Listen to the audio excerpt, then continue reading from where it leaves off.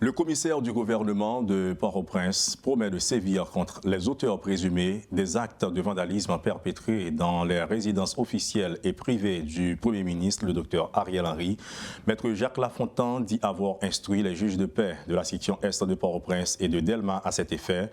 Le chef du parquet a adressé 2 correspondances dans lesquelles il a demandé respectivement aux juges de paix de la section Est de Port-au-Prince et de Delma de se transporter dans les résidences officielles et privées du Premier ministre à Musso et à Vivi-Michel au fin de constater les dégâts causés par les protestataires se réclamant de la police nationale.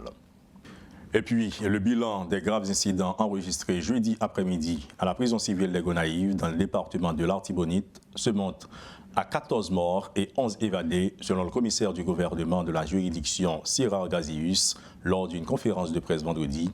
Un groupe d'individus a pénétré jeudi après-midi la prison civile des Gonaïves et a abattu des détenus alors que d'autres sont parvenus à prendre la fuite. Les sources locales divergent sur la question. Certaines parlent d'individus ayant attaqué la prison pour libérer leurs proches.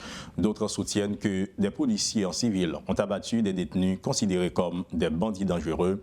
Les autorités locales ont repris le contrôle de la situation en début de soirée.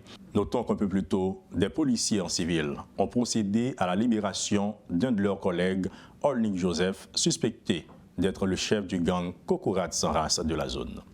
Le collège canado-haïtien et le lycée Jean-Jacques Dessalines dénoncent les attaques perpétrées jeudi contre les locaux de ces 2 établissements scolaires par des lycéens.